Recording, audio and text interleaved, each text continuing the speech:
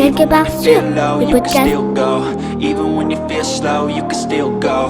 Even when there's no hope, you can still go. I never answer to no, man, I still go. Salut, moi c'est Mike, entrepreneur dans le digital et passionné de trail running. Il y a quelques années, je pesais 100 kg. Quand le chiffre s'est affiché sur ma balance, j'ai pris un uppercut en pleine face. J'ai alors décidé d'enfiler mes baskets pour sortir courir. Mais je n'aurais jamais imaginé aller aussi loin. Au fil des entraînements, j'ai perdu mes kilos en trop et pris goût aux sorties en montagne. Ma motivation m'a permis d'accrocher mes premiers dossards, de dépasser mes limites, jusqu'à devenir finisher de trail de légende. Aujourd'hui, le trail running fait partie de mon style de vie. Et si je vis ma passion au quotidien, j'aimerais pouvoir en vivre un jour. C'est pour ça que j'ai créé la marque Chamonix Trail et le blog Quelque part sûr. J'y partage mon mindset, mes défis et mes rencontres avec ceux qui cultivent l'esprit trail. Mon but, donner envie à d'autres d'enfiler leurs baskets pour repousser leurs limites et vivre leurs rêves. Allez, enfile tes chaussures de trail, on part à l'aventure, quelque part sur... J'ai longtemps cru que le trail était un sport solitaire, mais après des années de pratique, j'ai compris que je m'étais trompé. Sur les sentiers, on finit toujours par croiser quelqu'un, faire de nouvelles rencontres, revoir des têtes connues et approfondir ses relations humaines. Et puis, il y a celles et ceux avec qui on partage beaucoup plus qu'un simple moment. J'ai la chance de courir avec ma femme en équipe et que mes proches soient parfois volontaires pour faire mon assistance. Et n'oublions pas tous ces bénévoles qu'on ne connaît pas et qui donnent sans compter pour nous permettre de vivre cette passion. Alors dans cet épisode, j'ai eu envie de mettre en lumière 3 gars formidables avec qui je grandis dans ma pratique et qui me font vivre l'esprit trail avec intensité.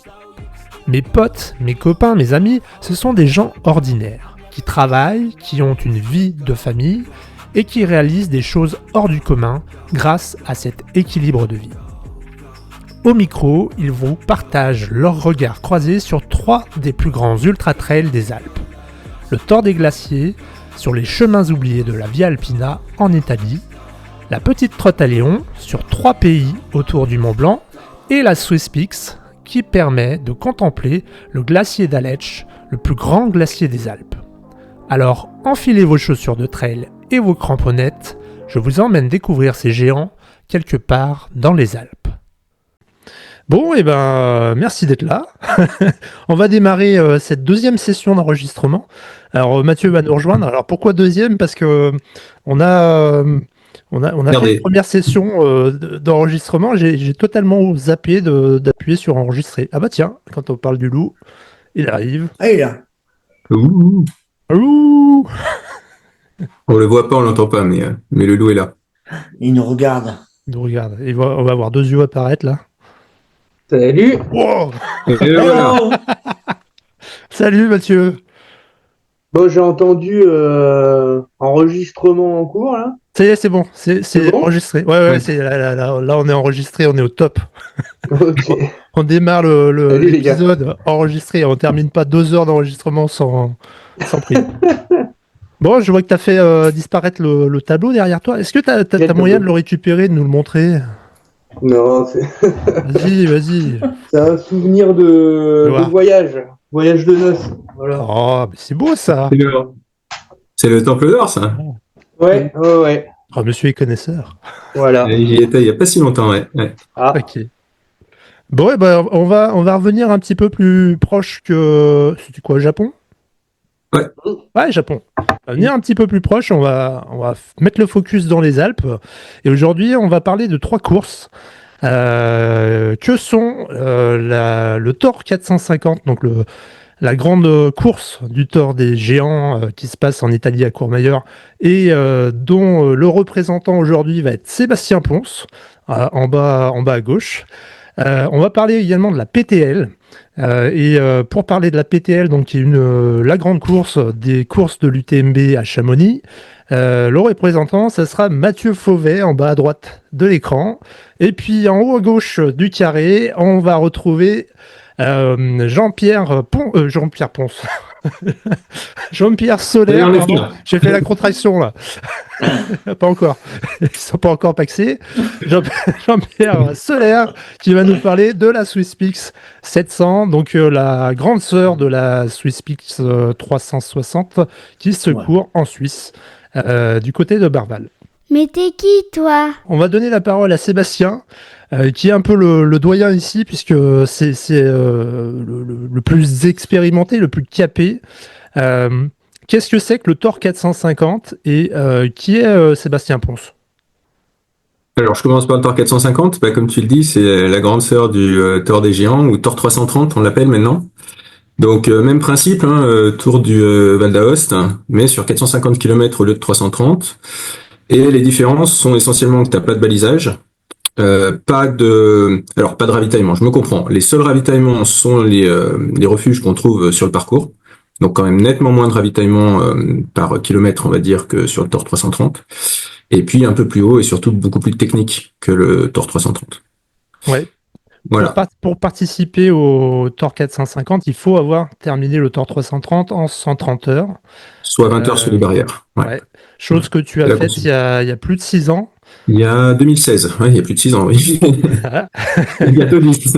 Et pour cause, puisque tu es le seul détenteur de 6 éditions terminées sur le Thor 450. Tout à fait, 6 sur 6, ouais, je touche du bois pour l'instant. Tu peux nous dire où tu habites, comment tu viens au trail et comment tu pratiques le trail aujourd'hui? Alors moi j'habite près de Genève, hein. Je travaille sur Suisse en fait et puis j'habite en France. Comment je suis venu au trail? C'était il y a longtemps ça, une quinzaine d'années, quelque chose comme ça. Ouais. Au départ je faisais du VTT plutôt et puis ouais j'ai changé, j'ai basculé sur la course à pied en hiver où il y a trop de neige pour faire du vélo donc je commençais à courir un petit peu. Et puis ouais de fil en aiguille tu fais 20 bornes puis après t'en fais 50 et puis t'en fais 80 et donc moi ça fait un moment que je fais des grands formats. Je pense que première UTMB, c'était quoi, 2011, un truc comme ça. 2012, j'ai fait l'UT4M. Enfin bon, voilà, ça fait une bonne quinzaine d'années que je suis sur des courses de 160 et plus, et ça fait une dizaine, puisque Thor 330 en 2016, que je fais du 300 et plus. Ok. On va passer la parole à JP, Jean-Pierre Solaire, du côté de Nîmes. Ouais, dans ce coin-là. Oui. Tu vas nous parler aujourd'hui de la SwissPix 700. Tu peux nous en dire un petit mot, puis nous dire d'où tu viens, toi, et comment tu pratiques le trail. Bon, je pratique pas le trail, c'est le trail qui me pratique à moi. Parce que moi, je fais que subir. Hein. Ah ouais, je fais que subir. Non, bon, donc j'habite près de Nîmes, comme tout le monde sait, à mon accent. Quoi? J'ai commencé il y a une quinzaine d'années, petite quinzaine d'années, le circuit classique, hein, 10, 20, 30, 40, 50, 100, 200, 300, 400, 500, 600, 700 bornes. Et voilà, quoi. Et ouais, c'est classique. Classique, 700, ouais, classique. 700 bornes, c'est très, très classique. Classique. Et voilà, quoi. Et donc, cette année, je me suis frotté la nouvelle course, la 700 de la SwissPix. On démarre du Bouvray, à la frontière française, on monte jusqu'au pied du glacier du Rhône et on redescend au point de départ, mais de l'autre côté du Valais suisse. Et tout ça avec 50 000 de D+, et 50 000 de D-, évidemment.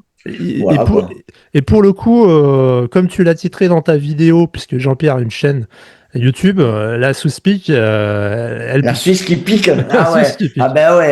Ça pique, c'est sûr que ça pique. Hein. Comme je dis, il faut avoir tué père et mère pour mériter ça, quoi. Ah, on s'inflige des choses, mais c'est impensable, quoi. On sait même pas pourquoi on le fait, mais on le fait quand même, hein, parce qu'on aime, en fait. Ok. Mathieu, toi, tu es du côté d'Auxerre.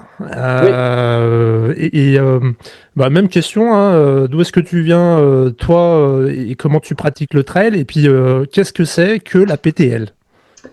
Moi, je viens de Vienne à la base, donc pas loin de la montagne, mais j'étais pas montagnard du tout pour autant. Comment je suis venu à la course à pied? Par une soirée un peu arrosée où tu fais des paris à la con et tu dis allez, l'année prochaine on fait un marathon. Et puis le jour du pari, t'es le seul couillon à tenir parole et à faire ton marathon et à subir comme pas possible. Et puis petit à petit, tu dis si ça c'est possible, en fait, peut-être qu'on va essayer de le refaire en souffrant un peu moins, puis peut-être qu'on va essayer de faire un peu plus. Puis comme j'étais pas loin de Lyon et Saint-Étienne, après tu as l'objectif de la Saint-Élion. Voilà, pour quelqu'un de la région, c'est quelque chose de d'assez mythique. Et puis j'ai déménagé dans Lyon, du côté de Sens. Et j'ai trouvé un club de trail avec des gens aussi débiles que moi, qui te poussent à faire des choses de plus en plus débiles. Et puis là, cette année, donc on s'est lancé sur la PTL. La PTL, c'est une course de l'UTMB qui n'est pas vraiment une course parce qu'il n'y a pas de classement. Le but, c'est déjà de finir et de finir en équipe. Donc, tu t'inscris à 3. Tu as le droit de terminer à 2 s'il y a un petit problème technique, un petit problème physique, mais tu peux pas terminer tout seul. Et c'est la grosse particularité de cette course qui est pas balisée non plus. T'es au GPS et voilà, tu fais un tour vers le Mont Blanc, mais en suivant des chemins un peu plus sauvages que l'UTMB ou même que la TDS, et en allant un peu plus haut, un peu plus loin. Voilà. Ok, niveau inscription, tu peux nous donner un petit peu de détails sur les inscriptions à la PTL? Alors l'inscription, contrairement à l'UTMB, ce qui est bien, c'est qu'il n'y a pas de tirage au sort. Tu es assez vite fixé, c'est-à-dire qu'en décembre, tu envoies un dossier que tu montes à 3, où chacun met son expérience de coureur, son expérience en montagne, et c'est comment on dit, c'est motivation. Voilà. Et à partir de là, tu es sélectionné ou non. Donc, ils gardent une centaine d'équipes. Je crois qu'on était 119 au départ cette année. Donc, en priorité, normalement, les équipes de 3. Pour compléter, des équipes de 2 s'il y a des équipes de 2. Forcément, après, je pense qu'il y a des passe-droits parce que les premiers de la PTL depuis très longtemps, c'est une équipe de 2. Mais bon, forcément, tu vas pas les laisser sur le carreau et des équipes comme ça. Et puis voilà, en janvier, à peu près en même temps que les réponses de l'UTMB, tu as ta réponse si tu es gardé ou pas. On va parler un petit peu du ticket d'entrée. Alors pour la PTL, on l'a fait à 3 avec Sébastien, puisque c'est toi qui nous a branché là-dessus. J'ai cru que c'était de la bière. Je me suis dit, continue Non, sur sérieux, la lancée. très sérieux. Perrier. Vas-y. Ticket d'entrée, on est à quelque chose comme 1005 qu'on a divisé en 3, grosso modo, chacun pour participer à l'inscription de l'équipe. Seb, de mémoire, tu vas nous dire un petit mot sur les inscriptions, modalités d'inscription au Thor 450. Est-ce que tu as en tête le prix d'inscription? 1200 cette année. 1200. 1200 cette année. 1200. Ouais. Ok. Ouais, ça monte doucement, ouais, comme toutes les courses. Ok. Modalité d'inscription. Pour modalité, on a dit l'essentiel, c'est qu'il faut avoir fini le Thor 330 en moins de 130 heures. Et à partir de là, tu as plus ou moins une place réservée. Alors cette année était la première fois où il n'y avait pas assez de place pour tout le monde. Mais enfin, pour remplir, ça a mis quand même 2 mois et demi, quelque chose comme ça. Donc ceux qui étaient vraiment intéressés, qui se sont inscrits dans le premier mois, il n'y a pas eu de souci. Jusque-là, il y a relativement assez de place. Ok. JP, ça se restreint au niveau des places pour la Sous-Spix. C'était limité à 100 personnes. Il suffit d'avoir juste de l'expérience et une carte bleue. C'est tout. Ok. Ticket d'entrée 1600. 1600. Pour une seule personne. Hors taxe, en fait. C'est que le dossard. Ok. 1600 que le dossard. Ouais, auquel t'ajoutes les frais de camping, d'hôtel. Voilà, tout ça. Tu rajoutes un billet de 500 et voilà, t'es tranquille. Les petits extras, le chocolat et... Ouais. L'autoroute, le parking. La fondue. Okay. Voilà, tout ça. Ok. Toi, tu es monté en van du côté de Burwald en Suisse. Alors, c'est pour situer, c'est pas très loin du lac Léman. Enfin, c'est sur les bords du lac Léman, le départ de la Suspix. Au Bouvray, le Bouvray. Donc, l'extrême est du lac Léman. C'est à 10 km de Evian, je crois. Ok. 10 ou un truc comme ça. Dans ces eaux. Ouais, ok. Ouais, mais tu mets 3 jours parce qu'il y a toujours là que ces routes-là, elles sont. Ah ouais, il y a toujours. À pied, tu mets 3 jours, ouais. En voiture, il y a moins. Non, mais en voiture, tu mets 2 jours et demi en voiture. Tu vas plus vite à pied qu'en voiture, en tout cas, pour traverser la frontière. Ah ouais, tous ces bandits comme vous. Ouais, en bas, il y a des routes aussi, sinon. Ils t'ont accepté quand même à la frontière, c'est bon, t'es passé. Ouais, mais parce que j'ai pas parlé. Ah, Ah, j'ai pris la carte bleue, j'ai montré la carte bleue comme ça. Ils m'ont dit, passez, merci allez, monsieur, allez-y, allez-y. bonnes vacances. Ouais. Ok, donc t'arrives au Bouvray la veille, c'est ça? Veille ou J'arrive, le avant-veille? départ, c'était le dimanche, non, c'était lundi. Ouais, je suis arrivé dimanche soir. Ouais, Dimanche soir au Bouvray pour un départ de lundi soir. départ 20h, une centaine de personnes au départ. Ouais. T'es dans quel état d'esprit quand tu prends ton départ là? Ah, j'ai hâte que ça commence. J'ai hâte. Parce que c'est affreux. L'attente, elle est affreuse. Alors, t'as vite hâte de rentrer dans le jeu. Et voilà, quoi. Tu as hâte de passer la première nuit et d'y être. Et Voilà. d'y être. Ok. Ouais, d'y être. Petite particularité de la SwissPix, c'est une course à étapes. Ouais. Ça, tu peux nous en dire un petit mot? Comment ça se passe L'allée, concrètement? la première partie, c'est-à-dire jusqu'au pied du glacier du Rhône, Ouais. elle se fait à étapes. Ça fait que chaque jour, on avait tant de kilomètres à faire et avec une barrière horaire et on devait rentrer, arriver à la base de vie, enfin le refuge, la base de vie, ou une base de vie. On avait voilà tant de temps pour faire chaque base de vie et chaque matin, le lendemain, à 5 heures, on prenait le départ de l'autre étape. Et il y avait, C'était sympa. ouais, il y Sympa. avait beaucoup d'écart entre l'arrivée du premier et Non, l'arrivée des derniers. non, ça se joue à. Bon, il y avait l'autre, il y a Sherpa, là. Comme ça, son prénom, là, le Sanguet Sherpa. Sherpa. Sanguet Ouais, Sherpa. voilà, mais lui, il arrivait presque, déjà, une demi-journée avant nous, chaque fois. Et Chaque pourtant, jour. c'est pas lui qui portait au sac, hein, on rappelle. Ah non, mais non. Hein. Et heureusement, mais bon. Et non, sinon, après, les gens normaux, entre guillemets, on avait 2 heures. Allez. Grand maximum, il y avait 2 heures d'écart. Ouais, juste pour rappel, Sanguet Sherpa, c'est quand même un phénomène dans l'Ultra Trail. Il venait d'enquiller la Trans-Pyrénéa. Ouais, les Donc, 900. 900 bornes. 900 bornes du côté des Pyrénées. Il est remonté à vélo jusqu'au départ de la SwissPix. Donc, il a pris le départ. Et il a gagné la SwissPix. Ouais. Et après, il a refait un il est petit bout de parti vélo. au Thor.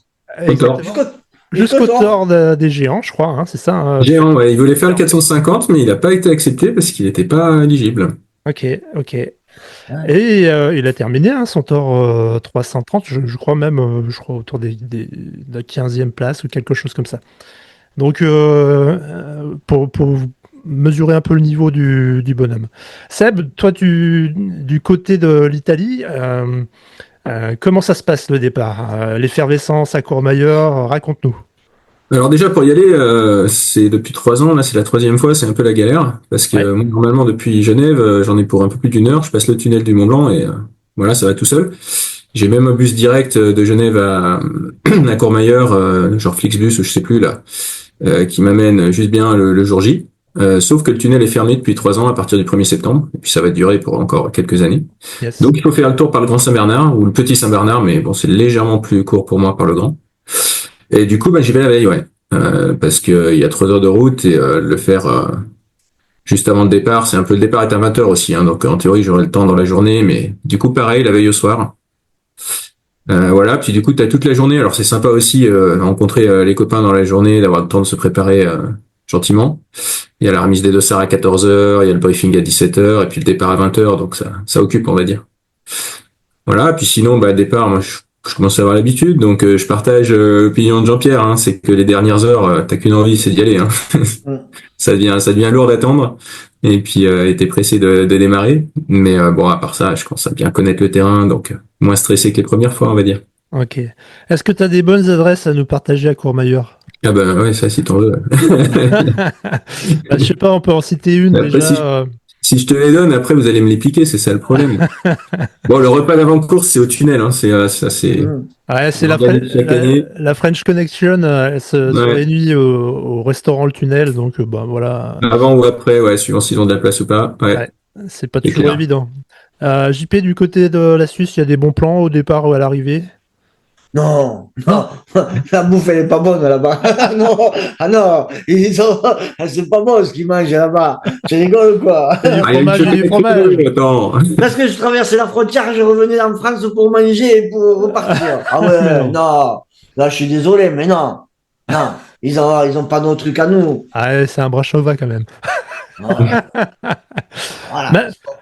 Mathieu, toi, la logistique, l'effervescence et l'arrivée à Cham pour prendre le départ, comment ça se passe pour toi sur la PTL? La logistique, comme on était en équipe, on s'était donné rendez-vous chez toi, Mick, Ouais, tous les trois. Donc, on était allé chercher les dossards le dimanche, la veille, ouais. avec un briefing d'une heure dans un amphi avec Madame Poletti, avec les responsables, Vincent Delbar qui était responsable de la sécurité, enfin pas mal de beau monde. Ouais, Michel Poletti aussi sur le briefing. Exact. Voilà, et du coup, un briefing bien sérieux, quoi, d'une heure auquel t'as pas le droit d'échapper.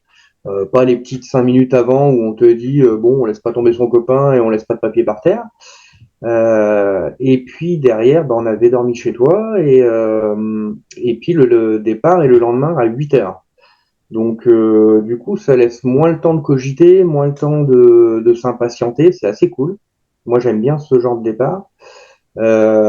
C'était du coup assez détendu depuis la veille au soir. Et puis le matin, tu vas devant la maison des guides à Chamonix, et puis tu prends ta balise, tu poses ton sac de délestage, et puis tu as la fameuse musique qui démarre, et puis là, tu as des frissons, et puis c'est parti, quoi. Ok. Sac de délestage, alors je les ai à mes pieds, je vais les prendre. J'ai bien préparé parce qu'on a révisé juste pour montrer sac du Thor 450 et sac de la PTL. Hop, je vais me mettre un peu plus loin, juste pour mesurer, pour vous montrer. Je sais pas, ce Spix, c'est pareil, JP? Ouais, c'est le même, que. Même que lequel, parce que t'en as un qui est 2 fois comme l'autre, hein, je t'explique. Ouais, ouais. Hein. Au Thor, c'est chaud, hein. Moi, il est blindé à chaque fois. Avec la PTL, t'es large. Ouais, c'est vrai que le sac était fat. Sur le retrait des dossards PTL, alors il y a une petite particularité, c'est qu'on nous fait tester quand même le matériel qu'on emporte, surtout dans le sac qu'on a. On doit porter baudrier, casque, longe, avec mousqueton, tout ce qui va bien. Et puis, on nous fait faire un petit test pour savoir si on sait enfiler notre baudrier, si on sait se longer comme il faut. Et ça, c'est une petite différence sur le retrait des dossards à connaître. Oh, mais ça grimpe ici. On passe cette ligne de départ. Comment ça part côté suisse? Vite. Vite. Très vite. Trop vite. Trop vite. Et les mecs, ils ont l'impression qu'ils partent pour 150 bornes. Là. Ah ouais, ça part trop vite. Ah ouais. Mais bon. Après, bon, tu connais la chanson, tu sais, laisse-les partir, je les rattraperai dans une paire d'heures, je les double. Et ça arrive tout le temps, quoi. Tu doubles les premiers, quelques heures après, tu les as doublés. Ok. Mais ça part trop vite. Toi, le profil, je sais que tu regardes pas trop les difficultés, tout ça. Non. Et les premières montées, tu les sens comment? Comment elles t'impactent? Elles font ça arrive? mal. Les premières, elles font mal parce que déjà, j'avais pas fait de montagne, j'avais rien fait. Donc, ça faisait à peine un jour que j'étais là.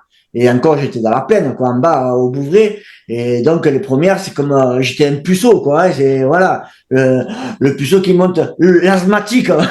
Le premier col, j'étais asthmatique. Hein. Ah ouais, j'étais, et voilà, il te faut une paire je vois de bien cols, ce que c'est. Voilà, il te faut trois cols ça y est, pour te mettre dans le bain. Voilà. Ok. Ça, c'était moi, ça. Mais c'est pas grave, ça passe. Bon. L'entraînement, toi, tu t'entraînes de manière aléatoire. Le quoi? Pardon, j'entends pas. Le quoi? Alors, donc, c'est bien ce que j'ai dit, de manière aléatoire. En fonction s'il y a du Mistral ou pas. Voilà. Ah non, c'est comme ça me prend. Moi, je suis vraiment pas un exemple à suivre. Pour le moment, je profite parce que voilà, j'ai rien à faire. Pour le moment, je profite. Mais un jour ou l'autre, plus ça va, plus il faut que je fasse des efforts maintenant. Ok. Mathieu, toi, tu avais repéré le parcours, tu avais noté, tu avais tes anti-sèches, tu savais comment ça allait se dérouler ou non, tu découvrais? Non, moi pas vraiment. Sur l'équipe, j'étais un petit peu le boulet de l'équipe niveau montagne, niveau connaissance, etc. Donc c'est vrai que j'y suis allé un petit peu guidé, un petit peu en suiveur. Ouais, enfin, j'avais quand même repéré un petit peu les refuges dans lesquels on s'arrêtait, etc. Et puis grosso modo, le temps qu'on avait entre chaque pause. Nous, le départ, il part pas trop vite. Je trouve que les équipes sont allées. En fait, on a une petite boucle dans Chamonix juste pour faire la parade, qui est pas prévue sur la trace qu'on a dans la montre. Et tout le monde joue le jeu, c'est-à-dire que trottine gentiment. Même tu sais pas trop ce qui doit marcher ou trottiner, t'es entre les deux, c'est assez soft. C'était plutôt cool. Tu profites des quelques spectateurs qui sont là, qui t'encouragent. Et puis après, ben, tu repasses vers l'Arche et puis là, tu montes dans le chemin. Et puis là, il y a beaucoup moins de monde et puis tu te dis, ça y est, c'est parti, quoi. Ok. Seb, lui, il est chez lui à Courmayeur pour le départ, il connaît tout le monde. Alors ça part depuis l'église de Courmayeur. Comment ça se passe cette année pour toi sur les premières montées? Ouais, je suis un peu comme JP à nouveau, hein, ça part trop vite. Sachant que 2 semaines avant, tu venais de terminer la La PTL. PTL, ouais. Ouais, mais ça allait. Non, j'avais bien récupéré de la PTL, donc pas de différence par rapport aux autres années. Ouais, la première montée, ça va vite, hein, ça va même très vite. On est à 900 mètres heure ascensionnel, pour moi, c'est beaucoup. Mais d'un autre côté, c'est le problème du Tor 450. Les barrières horaires, elles sont assez short, enfin une en particulier. Et du coup, en fait, c'est la vitesse à laquelle il faut non seulement partir, mais c'est la vitesse à laquelle il va falloir continuer ensuite pendant tout le. Donc, un peu pareil, hein, c'est que les 3 premiers cols, tu te dis ça va trop vite, et puis après, tu t'habitues et tu essaies de tenir ça. Alors, bon, ça se dégrade un peu sur la semaine, il faut pas. Mais ouais. Ok, bonne transition sur les barrières horaires. Côté Souspix, les barrières horaires, toi qui as fait JP, le Tor 450, si on compare Souspix et Tor 450, les barrières horaires, tu les situes comment? C'est Code Med. Le suspect, c'est Code Med à côté de 450. 450, c'est la guerre. Non, c'est horrible, c'est horrible. Aucun plaisir. T'es trop dans le dur, t'es trop à courir, t'es trop en danger sur le 450. Tandis que là, la suspect, c'était vraiment le club Med, on a pu profiter, mais vraiment profiter de la montagne, c'était vraiment, c'était presque un off, mais organisé quoi, un off. Ouais, mais avec des copains que tu connais pas encore. Voilà, non, ouais. Mais c'était, voilà, quoi, on a profité de la montagne. Profité. Voilà. Ok. Mathieu, tu les as trouvés comment les barrières sur la PTL? Ah bah moi je faisais confiance au chef, hein. On avait. Alors C'était toi le chef. C'était toi le capitaine. Je te le rappelle. Ouais, mais le vrai chef c'était Seb, hein, on le savait nous. Hein. Non. Voilà. Qui nous disait qu'on était large, donc c'était cool. Ouais, mais il sait dire que ça, lui, Seb. Ça va, oh le temps. Ça a toujours été le cas. Ouais, C'est vrai. Ah, pour ça, j'y croyais pas, mais jusqu'au dernier moment, non, si, non, si, ça va passer tranquille, ah ouais. Ah, mais lui, c'est un Saint-Bernard. Seb, c'est Saint-Bernard de là-haut. Ah oui. Non, on n'a pas été short sur les barrières. On était à peu près serein tout le long de la course. Au début, on est parti un petit peu vite, il paraît. Il faisait beau, c'était agréable, on montait bien, donc voilà. Et puis on s'est mis bien au niveau des barrières horaires. Après, je me suis un peu fait engueuler, donc j'ai. Il nous a punis sur une montée, ouais. Ouais, On a laissé partir d'ailleurs. Hein. Il nous a punis, on lui a dit oh gamin, tu vas pas tenir tout le long comme ça. Non, j'aurais pas tenu tout le long comme ça, non. Mais l'euphorie du départ et tout ça, voilà, tu pars un peu, enfin, tu te mets bien avec les barrières et puis après c'est passé, quoi. Yes. Sur les barrières de 450, généralement t'es pas bien, quoi. Mais ça passe, JP, ça passe. Ah ouais, mais oui, mais la preuve. Alors, ce qu'il faut savoir, s'il y en a qui connaissent pas les détails, c'est que la seule barrière qui compte au 450, c'est Champillon. Il y en a, je sais pas, il y en a peut-être 5 ou 6 des barrières au total. Mais sur la plupart des autres, si t'as pas 5, 6, 7 heures d'avance, alors vérifier, je suis pas sûr de moi, mais quelque chose de cet ordre-là, celle de Champillon passe pas. Ah ben c'est clair. Moi, cette année, j'avais 7 heures d'avance à Gressonnet, et je suis 1h30 en avance ou un truc comme ça à Champillon, quoi. Donc, T'étais large, quoi. Et ce qui était large pour moi. Je pense que c'est la première fois que j'arrivais aussitôt. Ouais. Mathieu, sur la PTL, est-ce qu'il y a des moments où on a été vraiment proche des barrières horaires? J'ai plus en tête. Je crois pas, non. On a été peut-être 1 heure et demie à un moment. C'est le plus proche qu'on a été, je crois. Ouais. Il me semble. Hein. Il me semble pas qu'on ait été plus proche que ça. Ouais, on était plutôt tranquille de ce côté-là. Alors on va parler gastronomie, hein, c'est aussi un des thèmes du podcast, avec les ravitaux et les refuges sur les épreuves respectives. Côté Italie, ça se passe comment? Pas très bien pour moi. Alors, il faut peut-être distinguer deux parties, les 36 premières heures et la suite. Dans les 36 premières heures, bon déjà c'est un petit peu plus dense, donc il y a un petit peu moins, il y a plus de monde, disons, qui arrive au ravito à un moment donné, donc ils ont un peu du mal à suivre des fois. Et c'est un petit peu léger, on va dire, jusqu'à Planaval maintenant. Avant c'était Refuge dell'Angeli, c'est un peu léger. Mais passé ça, après alors il faut bien comprendre qu'il y a que les refuges, donc tu peux avoir 12 heures sans aucun ravito. Ça, mais par contre l'accueil dans les ravitaux et la bouffe c'est top. Alors il paraît que c'est encore mieux à la Swisspix, mais c'est déjà pas mal en Italie. Hein. Swisspix, JP, ça dit quoi? Moi, c'est la première fois où je reviens plus lourd que quand je suis parti, quoi. D'habitude, on revient, on a perdu. Là, je sais pas, je suis arrivé avec 4 kilos en plus. Ah non, à chaque fois, je partais avec un ventre comme ça. Je sortais des ravitaux ou des refuges, mais trop à rouler par terre tellement qu'on me bouffe. Ah ouais. On sait jamais à quoi on va être cueilli après. Voilà, c'est pour ça. Alors, on gobe. Faut anticiper, parce qu'on sait pas. Voilà. Et donc, moi, c'est la première fois que je suis plus lourd que quand je suis parti à l'arrivée. Ah ouais, c'est dingue. La musique, elle est tout autre côté PTL, alors surtout sur le début. On parle des choses qui fâchent.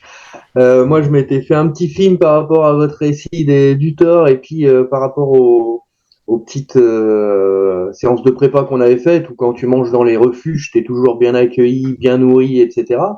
Là, tu arrives sur les refuges partenaires, en fait, c'est l'orga du TMB qui te sert à manger. Et ouais, c'est des ravitaux dignes d'un 12 km dans la campagne, quoi. C'est-à-dire que le premier ravito, au bout de 25 bornes, on avait des bananes et des pommes. Le deuxième ravito, au bout de presque 50 bornes, on avait quand même du saucisson et des tucs. Et puis, il a fallu attendre 90 bornes pour avoir un vrai repas, quoi. Très léger. Très léger, donc obligé de s'arrêter entre deux ravitaux, entre deux refuges pour manger un sandwich quand tu trouves une sandwicherie ou pour te faire assommer par le refuge qui accueille tout le monde là-haut et qui te vend une mini part de pizza et une mini tarte myrtille pour 100 balles. Enfin, c'est hallucinant. Et puis ouais, au final, pas à niveau gastronomie, c'est quand même pas le souvenir du siècle. Toi, t'as peut-être pas gagné 4 kilos, moi j'en ai perdu 4 sur la semaine. Ouais, alors petite différence aussi, c'est sans doute quand t'as posé le sac de la PTL, là t'as dû perdre du poids aussi, Mathieu. Aussi, ouais, parce que le sac pèse 10 kilos. Une fois qu'on a chargé le casque, baudrier. C'est la particularité, ouais. Et c'est comme une rando, hein, il faut 2-3 jours pour t'y faire, ça te ruine les épaules, tu mets le casque ici, tu mets le casque là, tu te dis ça ira peut-être mieux en faisant comme ci, comme ça, tu te bagarres avec pendant 48 heures, puis après, voilà, quoi, t'as pris le coup, tu subis, quoi. On va parler un petit peu de reconnaissance pour le parcours. Alors, je disais comment est-ce que vous vous êtes préparé, mais est-ce que vous avez regardé un petit peu des vidéos, du contenu qui existait sur les courses? Alors, Seb, peut-être que cette question ne te concerne pas trop, mais JP et Mathieu peuvent peut-être répondre. Moi, pour la Swisspix, non, parce que c'était la première édition. Donc, il y avait pas de retour. Ouais. Il y avait eu l'essai l'année avant, ils avaient testé un truc sur 660 bornes. Ils avaient fait comme ça. Il y avait une vidéo qui était sortie, mais sans plus. Ça m'avançait pas plus que ça, quoi. Ouais, finalement, donc, la tienne va servir. J'espère. Si, attends, il y a déjà des commentaires qui disent que une femme qui se plaignait presque, elle me disait, ça y est, t'as donné envie à mon mari, et ça y est, il a que ça en tête. Tu vas voir les réclamations. Et voilà, et un autre, et un collègue pareil, qui a dit, ah, tiens, j'ai regardé ta vidéo, voilà, quoi, et que peut-être je risque de voir l'année prochaine. Ok. Hein, Et ton Mika? mari s'appelait Mick, non? Comment? Hein? Le mari s'appelait Michael, non? Voilà. Non? Faut pas le dire. Non, je suis en train de travailler, de travailler au corps pour, C'est ça. voilà. On y travaille, on y travaille. Mathieu, toi, qu'est-ce que tu as regardé comme contenu? Est-ce qu'il y a du contenu? Oui, il y en a. Hein, Alors sur nous, la il y a PTL. Seb qui nous avait concocté une petite sortie de 90 bornes là sur des traces de PTL. Ouais. Parce que nous, le parcours, on l'a eu très tard. C'est-à-dire Oui. que on nous l'a annoncé début juin, je crois, pour une Ah, course très bon fin point. août. Au final, ça a été reporté et finalement, on l'a eu même pas 15 jours avant, je crois. Ouais, une semaine, je crois. Hein. Ouais, Une voilà. semaine ou 10 jours avant. Alors, c'est une des particularités de la PTL, c'est que le tracé est dévoilé Il change tous au les tout ans. dernier moment, Et quoi. voilà. Et du coup, on a pu voir à peu près à quoi ça ressemblait en faisant des petites portions du côté de Six Fer à cheval, etc. Et puis après, bah, tu regardes les vidéos des anciennes PTL, puis 10 jours avant, quand t'as le parcours, là tu vois les cols, et puis là je vais regarder les vidéos de col de Planaval, col de ceci, col de cela, voir lequel fait vraiment peur. Et puis voilà, le truc qu'il faut pas faire, quoi, parce que tu te mets la panique pour rien. Ouais, tu joues à te faire peur, c'est Halloween. C'est ça, voilà. Ouais, exactement. Viens mon canard, je vais te masser les petons. Sur les bases de vie, côté Swisspix, il y a finalement, c'est tous les soirs où vous avez accès à une douche, une équipe de Voilà. médecins, le spa, voilà, tout ce qui va bien, quoi. Ouais. Après, tout ce qui changeait, c'était la difficulté du parcours. Ça dépendait, mais sinon, ouais, tous les soirs, pratiquement, on arrivait dans ou un gymnase ou un centre d'accueil. On savait que presque toutes les nuits, on allait dormir. Ok. Minimum 5 heures, mais qu'on allait dormir quand même. Voilà. Les masseuses, tout ce qui va. Ouais, mais bon, une masseuse, je sais pas. Non, mais après, il y en a qui sont pour le massage et d'autres non. Moi, je suis plutôt de l'école, pas de massage, quoi. Voilà. Ok. Ouais. Je me débrouille tout seul. Ok. Voilà. Seb, massage, pas massage? Pourquoi un massage? Non. Pas massage. Clairement pas. Tu perds pas du temps. Pas le temps déjà, ouais, de toute façon. Non, c'est vrai que au Thor 450, là-dessus, t'es bien sous pression généralement. Donc, bon, massage, c'est une chose, mais même podo, médecin, tout ça, c'est toujours un peu compliqué, quoi. Parce que tu te dis qu'il y a souvent de l'attente, que tu vas passer 1 heure et tu l'as pas. Enfin, c'est ce que disait Jean-Pierre tout à l'heure, t'es assez sous pression hein, sur cette course. Alors, sur les bases de vie du Thor 450, souvent, ce qui arrive, c'est qu'on est avec le Thor 330. Oui, tout à fait. Et on a un coupe-fil aux podologues, aux ostéos, en montrant, enfin, en disant qu'on est du 450, en montrant le dossard, quoi. Alors, faut peut-être préciser, sur le 450, il y a que 3 bases de vie de toute façon. Parce que le principe du 450, c'est qu'il y a 0 infrastructure. Donc les bases de vie, en fait, c'est juste qu'on croise le Thor 330 et qu'on profite de leur base de vie. Exact. Alors l'avantage quand même à la première, c'est qu'il l'ouvre à l'avance pour nous, et donc on est tout seul, parce que les 330 sont pas encore arrivés. Comme le 450 part quand même, à peu près 36 heures avant le 330, au kilomètre 160, ils nous ont pas encore repris. Peut-être le premier, en fait, j'ai vu passer le premier. Mais... par contre, après la deuxième et la troisième base de vie, effectivement, c'est mixé 330 et 450. Donc là, on va dire c'est le kilomètre 250 et 330, quelque chose comme ça. Un peu avant même, parce que je sais qu'il reste 170 bornes après la dernière. Et donc voilà, c'est assez espacé quand même. 170 bornes sans base de vie sur la fin. Ouais. Mathieu, l'overdose de massage sur la PTL, t'en as pensé quoi? Ah, si seulement. Si seulement. Moi, je suis à fond pour les massages en pleine course. Moi. Mais là, pas là. Non. Là, c'est spartiate, c'est-à-dire on t'informe dès le départ que tu as le droit à 0 assistance, que ce soit une assistance perso ou faut pas en compter sur une assistance de l'orga. Donc pas de podologue, pas de kiné, pas de douche, voilà, juste un lit de camp de temps en temps quand il en reste. Donc, et des bénévoles super sympas. Par contre, des bénévoles excellents, ouais. Des bénévoles qui te prêtent leur duvet quand il n'y a plus rien pour dormir, qui sont aux petits soins avec toi, que tu croises sur toute la course.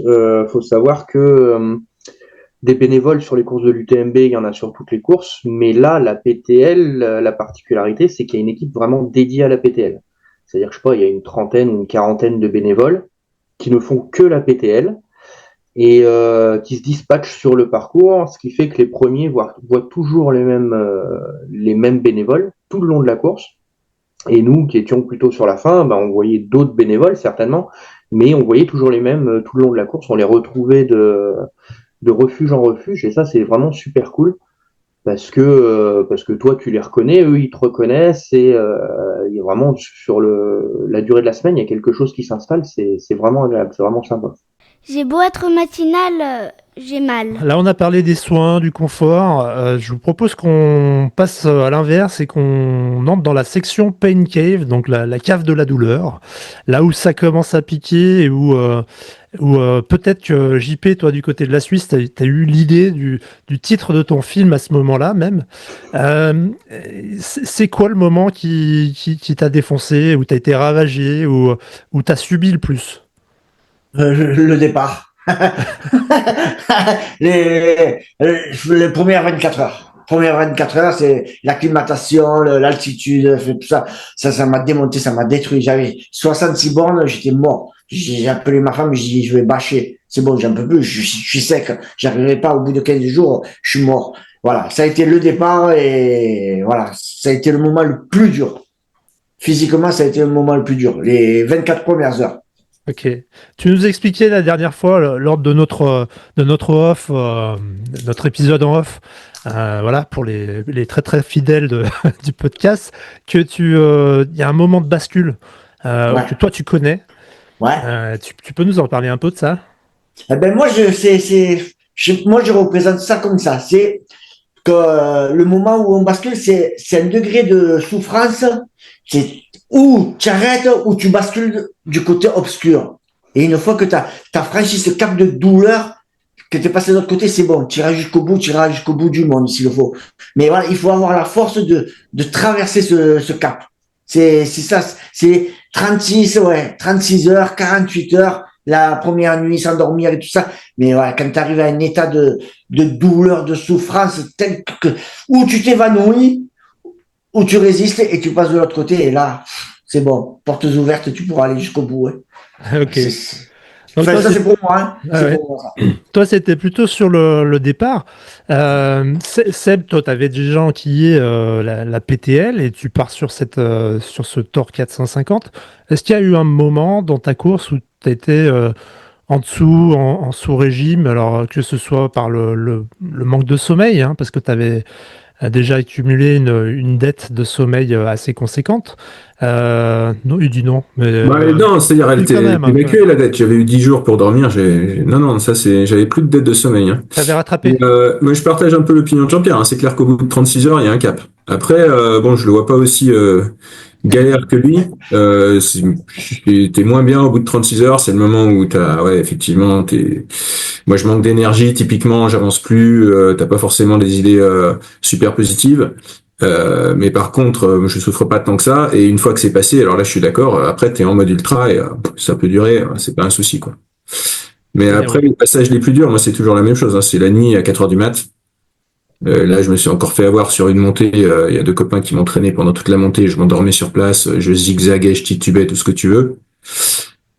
Et pendant 1 heure, c'est l'enfer, quoi. Mais ça arrive forcément sur la course. Tu le sais.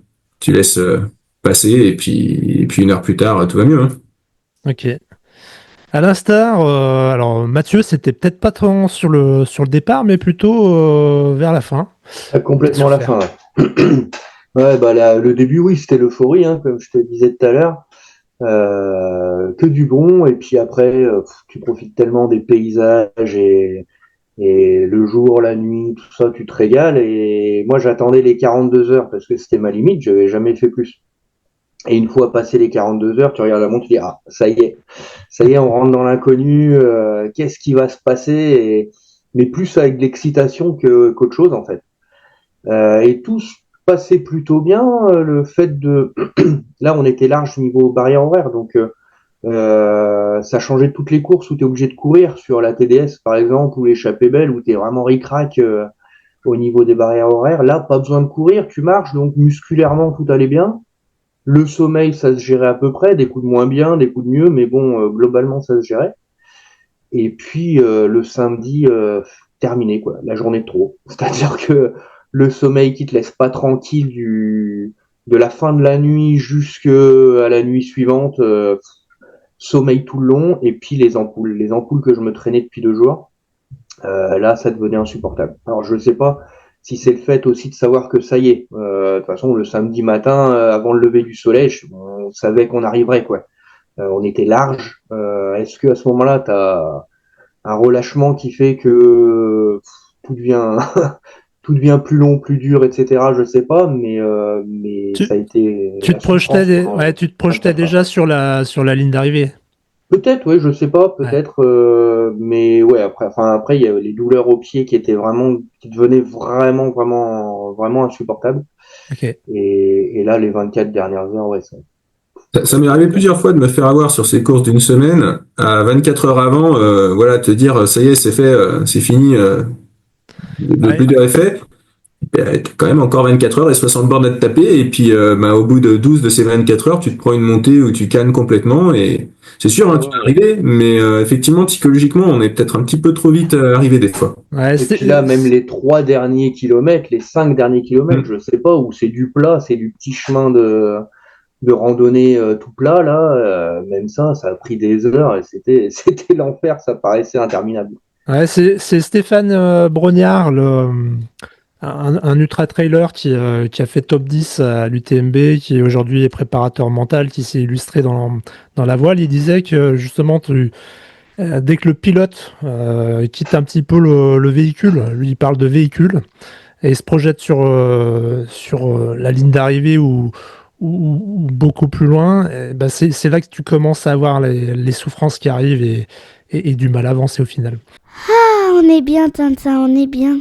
A contrario, est-ce que vous avez connu un état qu'on pourrait appeler de flow, où tout va bien, vous déroulez votre partition, vous êtes sur une bonne note, votre meilleur registre?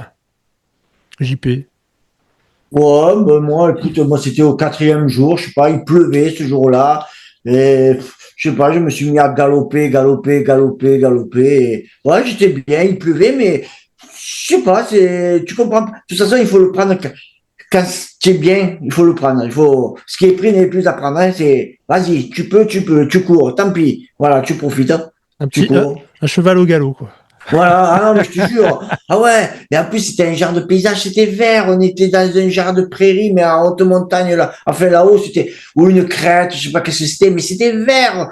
Oh, je sais pas, j'avais l'impression qu'il y avait Highlander ou quoi qui allait débarquer. Tu sais, en plus, il y avait du brouillard, il pleuvait. Mais là-bas, tout est vert. De toute façon, tout est vert. Même à 3000, c'est vert. Alors, mais je m'étais mis à courir et je me suis arrêté quand j'ai été fatigué, mais sinon j'ai fait une paire de kilomètres en courant. Hein. Ok. Seb, toi, le tas de flow, finalement, c'est... Là, je te mets 2-3 photos. Moi, c'est le matin. Hein. Ah, t'as changé, là. Ouais, rien, je peux t'en mettre plusieurs. Non, mais ouais, c'est souvent quand t'as passé la nuit, t'en as chié pendant toute la nuit. Alors, surtout si t'es au sommet au petit jour. Ouais. Et que donc, effectivement, la dernière montée de 3h du mat à 6h du mat a été un peu rude. Et puis, t'arrives en haut et puis t'as des levées de soleil comme ça. Là, c'est fabuleux, quoi. Je te remets le premier. Celui-là, la Plan Naval, je me rappelle encore. Hein. Ouais, il est beau, celui-là. Après, le passage où j'étais le plus dans le flow, comme tu dis, je pense que c'est encore la descente de Malatra. Enfin, la montée d'ailleurs à Malatra, la descente de Malatra. Ouais. Parce que je m'étais arrêté longuement à refuge juste avant, à Frassati, c'est ça? Ouais. Voilà, je m'étais arrêté 2h30, un truc comme ça, parce que j'attendais un copain pour discuter. Et du coup, le gars avec qui j'avais fait toute la course, je lui ai dit, pars devant. Et puis, il avait pris 1h30, 2 heures d'avance. Donc, fallait que je reprenne. Et je sais pas, j'étais en pleine bourre. Et comme JP, à nouveau, j'ai couru tout le long. Je suis monté à Malatra. Les autres, ils étaient écœurés. Dans la descente, ils ont cru que j'étais le premier du Tor 30. La vitesse où je passais, tu vois. Ouais, les gars, ouais, C'est c'est 30, bon. c'est le 30. Et là, aujourd'hui, je suis sur le 450, la tête des gars. Je te jure, il y en a quelques-uns, ça les a choqués. Et voilà, pendant 2 heures, tout allait bien, je sais pas. Ok, t'as fait Je sais ta pas pourquoi gazelle. ça arrive Ok. comme ça, mais. Ok. Mathieu, mode gazelle au début, on sait. Hein. Ouais, non, il y On a a... suivi, ouais. Ouais, c'est le seul moment où vraiment j'ai senti que tout allait bien, que ça allait bien se passer. Ouais, tu mets un pied devant l'autre, les bâtons, là, t'as ton petit rythme avec les bâtons, tac, tac, tac, tac, tac, puis tu te retournes, il n'y a plus personne. Tu te dis, bah merde, qu'est-ce qui se passe? Je me suis trompé de chemin. Non, ça Va non, falloir va falloir qu'on gère un peu mieux que ça parce que ah, c'est là où on a mais, décidé de s'accorder, de passer nos sacs. mais ouais, après, non, après, c'est surtout dans la gestion, en fait. T'essaies toujours d'en garder un petit peu sous le pied et ouais, non, pas spécialement de moment où c'est reparti comme ça, comme au début. Non. Ok. Il y a un autre état qu'on peut connaître entre elles, ce sont les hallucinations. Alors, JP, toi, t'as failli voir des Highlanders, mais est-ce que t'as vu des choses bizarres en Suisse? Non, pas spécialement parce que euh, je me suis pas rentré dedans, en fait. J'étais moins fatigué que pour le 450 l'année dernière avec vous deux. Avec vous deux l'année dernière, ça a été un festival d'hallucination et tout ça, de fatigue et tout. Et là, non, ça a été vraiment dans la gestion de la fatigue. C'était, non, j'ai vu personne. J'ai vu Ok. personne sur la route. Ok. Seb, des allus sur cette édition du Tour 450? Écoute, faut demander aux copains qui étaient avec moi. Je me rappelle pas trop en avoir eu, mais c'est pas impossible, surtout la nuit où ils m'ont traîné, où je dormais debout là. Euh, Généralement, j'ai pas des allus très poussés, c'est-à-dire je me rends compte très très vite que c'est, tu sais, tu vois un gars, tu regardes plus insistamment et puis tu vois tout de suite que c'est un rocher ou que c'est un arbre ou un truc comme ça. Tu vois, ça va pas beaucoup plus loin pour moi généralement, mais Ok. Ok. Mathieu, toi, t'as vu des choses bizarres? Non, pas ce coup-ci, non. Puis, ouais, enfin, au début, tu te fais peut-être avoir, mais là, c'est comme Seb, en fait. C'est pas vraiment des alus, c'est que tu comprends pas ce que tu vois. Tu fixes, tu regardes de loin, tu dis, non, ça doit pas être ce que je crois, et tu réfléchis 2 secondes. Non, enfin, ouais, t'as ça qui est compliqué, parce que n'importe quel rocher, n'importe quel arbre peut ressembler à n'importe quoi. Et puis des fois le cerveau fatigué qui, tu sais, un peu comme quand t'as de la fièvre quoi, qui se fixe sur des choses à la con, ça peut être une musique qui te reste dans la tête et qui n'en part pas ou une idée fixe quoi, un truc faut que tu y réfléchisses mais ça a aucun sens mais il faut que tu te focalises dessus, tu sais pas pourquoi. Et Ok. ça, quand, ouais, la nuit, quand tout est silencieux, que tout le monde est un peu au bout et que tu ne parles plus avec tes copains parce que voilà, chacun est dans son truc, ça peut être dur. Ça peut être aussi un signe que justement ton corps réclame du sommeil et que c'est peut-être le bon moment de faire une pause pour aller dormir. Alors, on va en parler du sommeil. Sur la PTL, comment est-ce qu'on gère le sommeil déjà tout seul, mais comment est-ce qu'on gère le sommeil en équipe? Eh ben, on s'accorde un petit peu. En fait, non, déjà, on voit par rapport aux occasions qu'on aura, aux opportunités. C'est-à-dire qu'on essaye de se caler sur les bases de vie où on aura un petit lit de camp, c'est quand même mieux. Dès la première nuit, c'était la question, mais dès la première nuit, on s'est dit qu'on allait dormir. On a dormi peut-être 1 heure, je crois. On s'est laissé une bonne heure pour dormir. Et puis après, sur les bases d'après, comme on voyait qu'on était plus large, on s'est laissé 2 heures. Puis il y a une nuit, on s'est laissé même 3 heures. On pouvait, donc on s'est permis.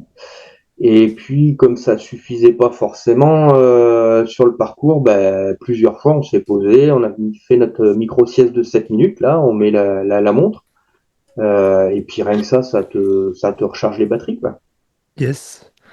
Et puis c'est Seb, les plus agréables quand tu es en haut, tu vois, quand tu vois les paysages là derrière Seb, que tu es là-haut et que tu te poses comme n'importe quoi là sur le dos au bord du chemin, c'est royal, yes. c'est la belle vie. Le format 7 minutes des petites siestes flash, on s'est calé sur ce que Seb nous a donné, hein. sur le format 7 minutes. Ouais, c'est vrai qu'entre 7 et 15 minutes, je pense que c'est adapté. Au-delà, ça peut être contre-productif peut-être. Ah bah quand tu te réveilles, t'as la tête à l'envers si tu vas au-delà. Enfin moi, hein. Après, je pense que ça c'est assez personnel aussi, mais ouais, si tu en fais trop, bah tu t'endors vraiment et puis le réveil. Après, faut faire le cycle total, c'est-à-dire tu vas à 45 minutes minimum, quoi. Ok. Toi, tu as testé toutes les literies du Thor 450 ou pas, Seb? Toutes les literies, ben ouais, c'est-à-dire que t'as pas énormément de choix non plus, hein. Ça c'est un des problèmes du Tor 450, c'est que comme tu peux vite avoir 12 heures entre deux ravitaillements, enfin pas ravitaillement, refuge, où tu vas pouvoir dormir, bah t'as pas toujours le choix de l'heure à laquelle tu dors. Ok. Donc, le pire, c'est si t'arrives genre à 17-18 heures à un refuge, et puis tu sais que le lendemain il va être à 7 heures du mat, et est-ce que tu dors avant, mais t'as pas forcément sommeil, t'es en pleine bourre, il fait jour, voilà. Ou est-ce que tu essaies de passer la nuit, mais alors tu sais que ça va être l'enfer les 3 dernières heures. Et donc c'est pas forcément évident de gérer ça. Après, bon, c'est pas tous les jours. Il y a des fois, tu arrives à 22 heures, 23 heures, minuit au refuge, là c'est nickel, tu dors et puis tu te poses pas de questions, quoi. Côté Mais ouais, Suisse, c'est une question. côté Suisse, JP, la literie, ça te donne quoi? Ben, ben, quand on était dans les genres de camps de vacances, c'était des vrais lits. Ouais. Sinon, après, les gymnases, c'était des lits de camp ou un matelas gonflable par terre, mais voilà, quoi, sans plus. Et après, la deuxième partie, ça a été, voilà, quoi, c'était plutôt, valait mieux dormir ou dans un refuge ou sur un chemin que dans les bases de vie. À base Ah de ouais. vie, c'est impossible de dormir dans une base de vie, c'est impossible, Ok. vaut mieux pas, quoi. Parce qu'il y a combien de C'est valable au coureurs sur la... 450, hein. Ouais. Hein, Tu disais, Seb? C'est valable aussi au 450, hein, clairement. Ouais. Les bases de vie à éviter au ouais. 450 si tu peux dormir dans les refuges. Après, comme je dis, t'as pas toujours le choix. Mais Ouais. Faut le Même un rappeler. refuge, la tête sur une table, comme ça, tu dors, tu fais tes 10 minutes sur une table, voilà, quoi, tu as fait ta nuit, hein. Mais Tranquille. dans les refuges spécifiques 450, hein, où tu crosses pas le 330, parce que ça peut arriver aussi, t'es reçu comme un roi. C'est-à-dire que t'as ta petite chambre pour toi. Enfin, généralement, on est deux ou trois. T'as ta petite chambre pour les deux ou trois, avec un vrai lit, un vrai matelas, des couvertures et tout. C'est le bonheur, hein. Ouais. Faut rappeler une chose sur les bases de vie. Alors, 405, du Thor 450, quand on croise les coureurs du 330, les coureurs du 330, ils sont combien au départ? Plus de 1200. 1200. Et nous, on est 200. Ouais. Donc, Le c'est pas la même. ratio, ouais, c'est pas la même. Sur la Swiss Peaks, il y a combien de coureurs sur la 360? Tu sais, JP? Non, je sais pas. Mais je crois que la première année, je crois que c'est dans les alentours de 300 années, pas plus, hein. Ah ouais? Ouais, non, mais c'est pas beaucoup, hein. Je pense pas qu'on soit plus que ça. Enfin, 300 pour 380 et nous, on était 100. Voilà. D'accord. Donc, Ok. Ouais, c'est pas les mêmes. non. L'affluence n'est pas la même. D'accord. Les points techniques pour vous, les plus techniques sur chacune de vos courses, sur la PTL, Mathieu, c'était quoi pour toi? Nous, on a évité tout ce qui était technique, clairement. On a eu des alertes météo dès le deuxième jour, je dirais, qui ont fait que on a eu des parcours de repli. Donc au départ, avant la PTL, on te donne un parcours initial. Donc tu dois mettre la trace GPX sur ta montre, ton GPS, etc. Et on te donne tous les parcours de repli. Donc on en avait 9. Donc les 2 premiers n'ont pas été activés. On est quand même passé par... donc on a remonté le col du Tricot à l'envers de la TDS pour ensuite bifurquer pour aller jusqu'à Plan Glacier. Là, il y avait une petite partie où il fallait s'attacher. Il semblerait que c'était un petit peu aérien, mais nous, on l'a fait de nuit, donc on n'a rien vu. Et tous les autres parcours où c'était un petit peu tendu, on a bifurqué, en fait. On a eu le parcours de repli, donc derrière, tout le matos qu'on nous a forcé à prendre, il n'a pas servi à grand-chose. On nous a forcé à mettre le casque à un moment dans une partie, je sais pas trop pourquoi. Voilà, les crampons n'ont pas servi parce qu'on n'a pas eu de neige. Donc non, finalement, techniquement cette année, c'était vraiment très simple. Rien de bien compliqué. Ouais. Ok. Swiss Peaks, t'as mis les crampons, JP, ou pas? Non, ils étaient au fond du sac, mais on n'a pas trouvé de neige. Il n'y a pas eu de neige. On a vu que les glaciers, voilà, mais sinon, c'est le seul endroit où il y avait de la neige. Mais par contre, voilà, c'est style, on arrive à 3000 et on se retrouve devant une paroi et avec des échelles à monter vraiment à l'aplomb. Style comme sur le 450 on avait descendu dans la neige, là. Ouais. Vous vous rappelez? Dans les Et roues. là, je sais pas où. Et là, c'est le contraire, mais il faut monter, là, remonter les échelles, mais vraiment droite. Tu loupes un barreau, tu es mort, quoi. Tu te dis, mais voilà, quoi, où est la sécurité? Ah, ça fait presque flipper, ça faisait presque peur. Je vois que tu t'es mis une séance d'entraînement derrière toi, tu t'entraînes dur, hein. Il y a des barreaux Des derrière. échelles, ouais. Ouais. Ça dépend pour quel entraînement. Tu devrais te mettre et si tu veux grimper au rideau, faut le mettre de l'autre côté, hein. Non, parce que chaque fois on arrache la traîne, là. Alors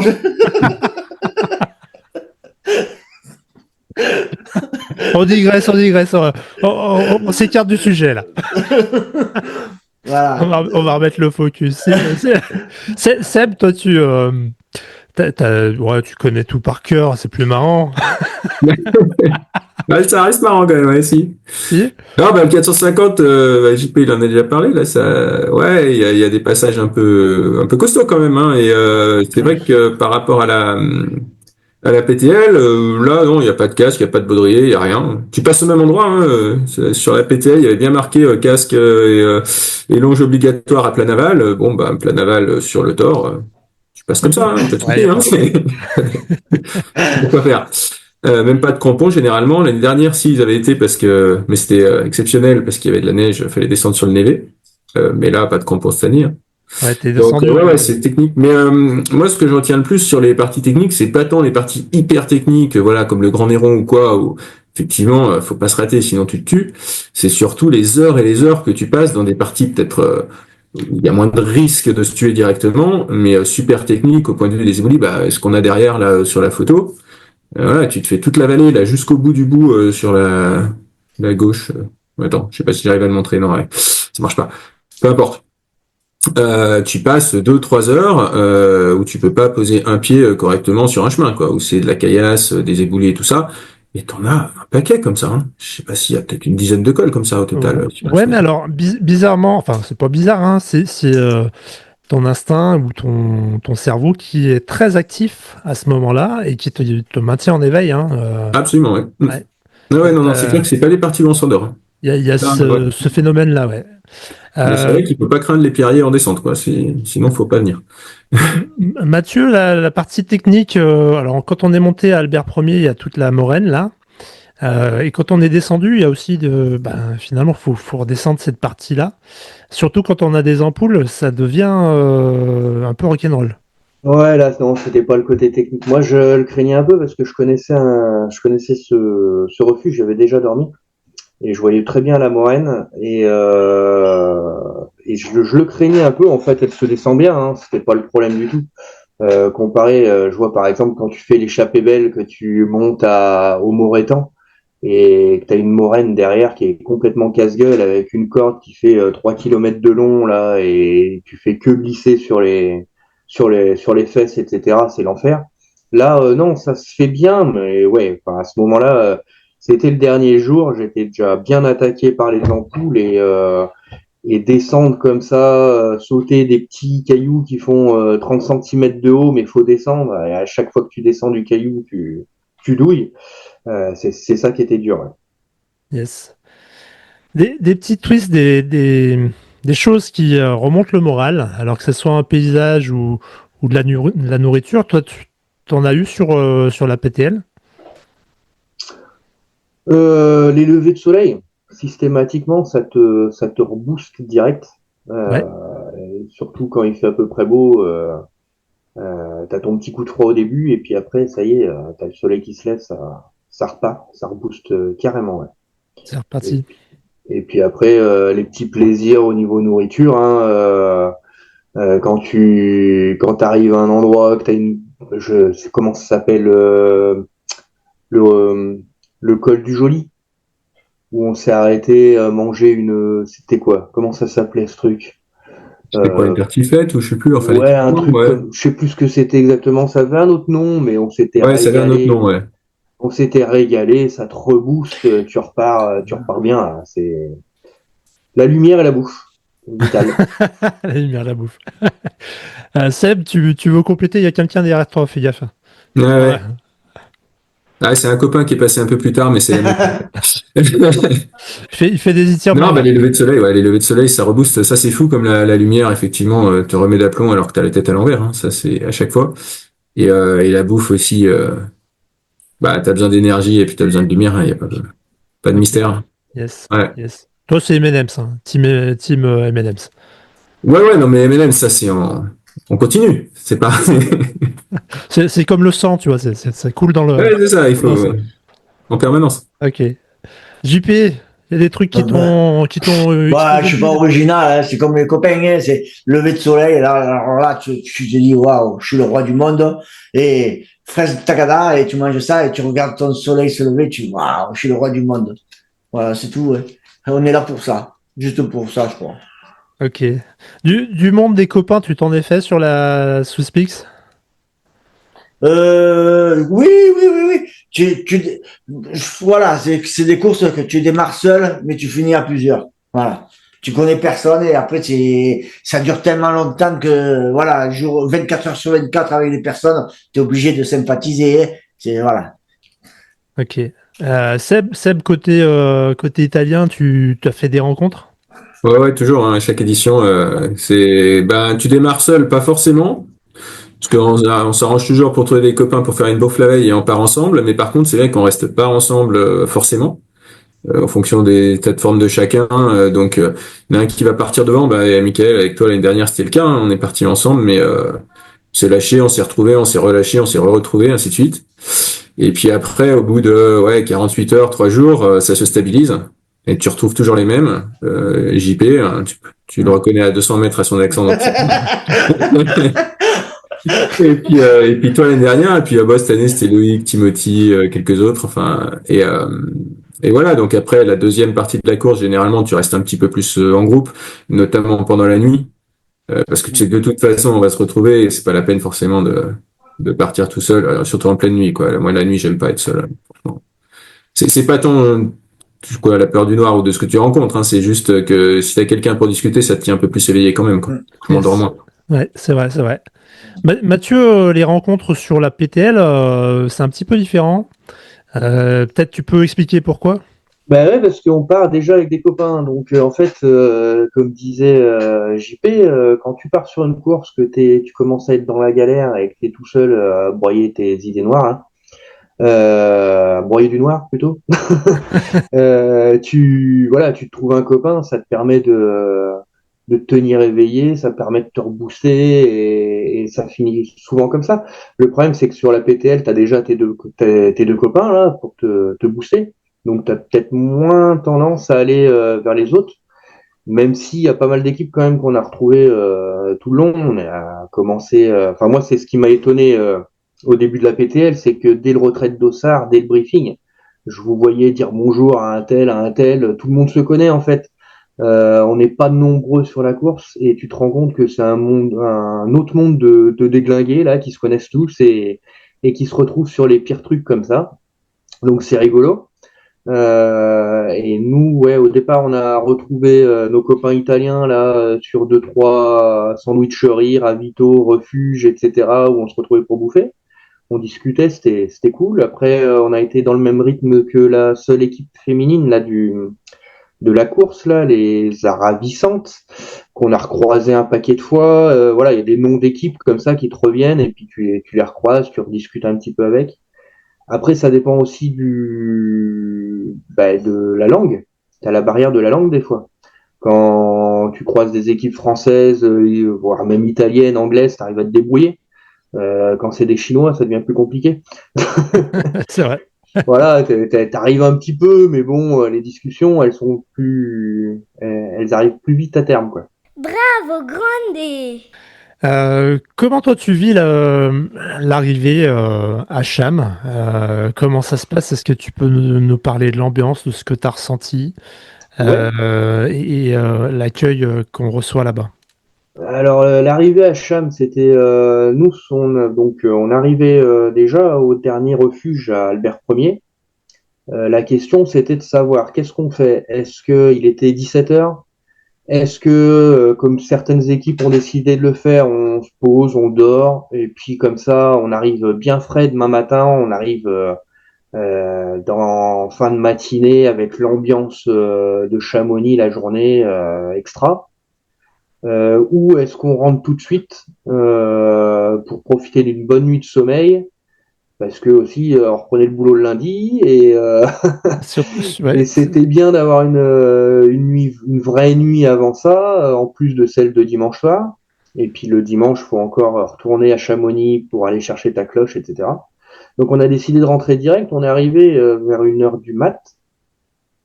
Voilà, comme les 3-4 derniers, 6 derniers kilomètres, ils étaient vraiment interminables. On aurait certainement dû arriver plus tôt au début de la nuit. On est arrivé en plein milieu de la nuit. Donc il y a moins de monde, mais il y a quand même des spectateurs qui t'accueillent, qui t'acclament, voilà, dignes de Chamonix, quoi.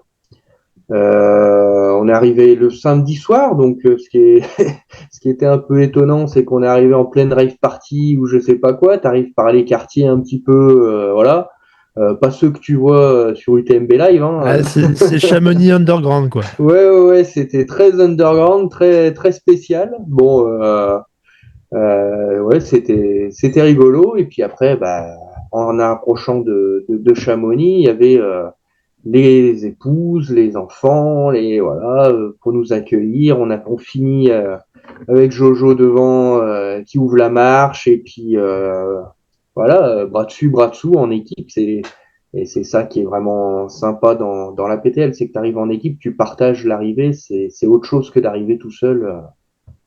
C'est vraiment un plus. Alors, l'after, il s'est fait dans le PC sécurité de la PTL. Tu nous en dis un petit mot?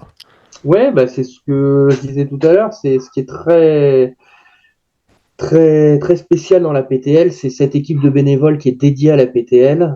Nous, on est arrivé. Alors, je sais pas si c'est comme ça la journée aussi quand tu arrives en plein rush. Je sais pas.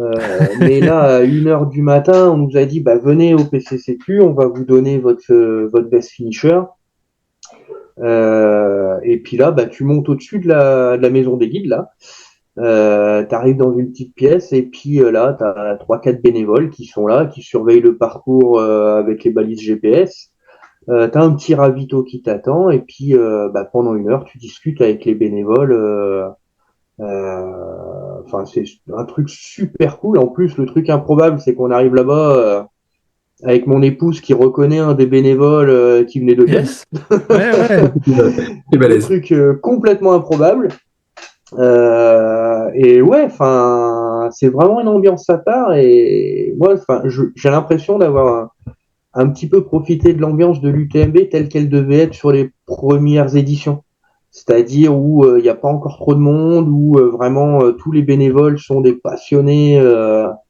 Enfin, oui, tous les bénévoles sont des passionnés de toute manière, mais là, c'est vraiment, vraiment particulier quand même comme ambiance. Yes. On parlera après de la cérémonie qui se passe le lendemain. Bah, on peut en parler tout de suite. Cérémonie, donc ça se passe sur la place du Triangle de l'Amitié. Tu nous expliques un peu comment ça se déroule? Ouais, bah tous les finishers sont là. Finisher ou non finisher d'ailleurs, à la base tout le monde est là et puis t'as un petit speech de l'équipe d'organisation et puis derrière on fait venir tous les finishers, on remet la fameuse cloche à chaque finisher. Tous les bénévoles de la PTL sont là également et puis ça permet voilà de rediscuter un peu avec les autres équipes que tu as croisées sur la course, même avec ceux que tu n'as pas croisés, parce qu'on a rencontré l'équipe Alp Experience là sur l'estrade, vraiment super sympa, pas mal d'émotions, parce que moi j'ai vu des bénévoles en pleurs, voilà, après une semaine d'efforts, de manque de sommeil, d'émotions, etc. Ouais. Ils étaient en larmes, ils enlaçaient les coureurs l'un après l'autre, c'était incroyable quoi. Ouais, c'est leur ligne d'arrivée à eux.